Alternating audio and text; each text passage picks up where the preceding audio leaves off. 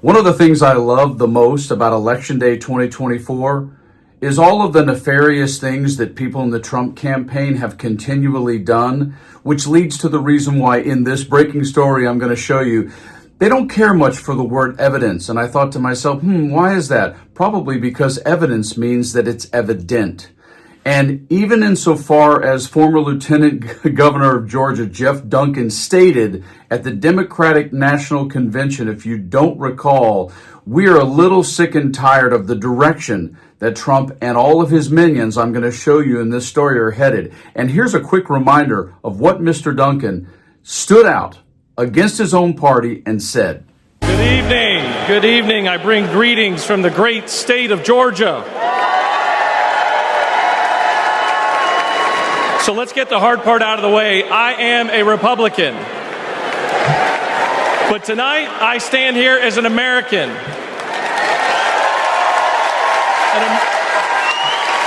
An American that cares more about the future of this country than the future of Donald Trump.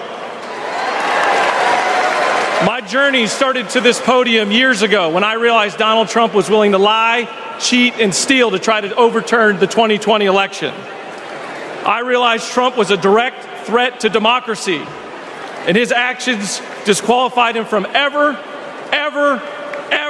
stepping foot into the Oval Office again. He's one of the reasons why I'm still stunned and amazed more have not done that, especially in light of some of the things that have happened since Trump came down that escalator, such as what occurred in Charlottesville and the Jews will not replace us, because it goes directly to the heart of this breaking story I'm going to tell you about. Remember this?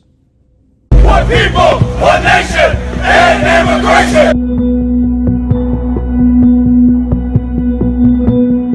We're honoring the founding fathers who were white. We're honoring all of the great white men who are being smeared and defamed and torn down.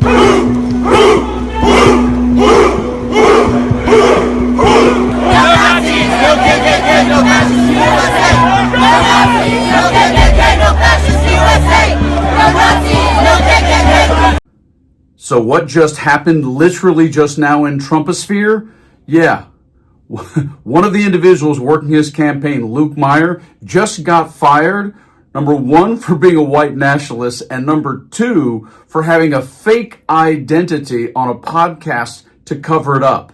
This is what goes on in Trump world. Take a listen to this story. Amazing. Boom.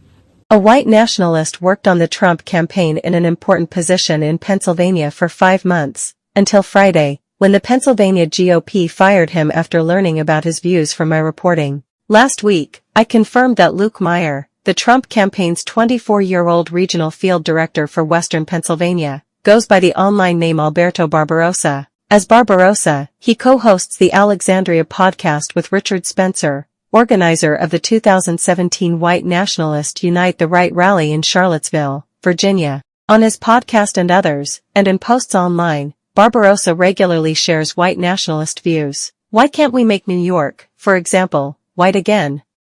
Why can't we clear out and reclaim Miami? Barbarossa asked while guest hosting a different white nationalist podcast in June. I'm not saying we need to be 100% homogeneous. I'm not saying we need to be North Korea or Japan or anything like that. A return to 80%, 90% white would probably the best we could hope for, to some degree.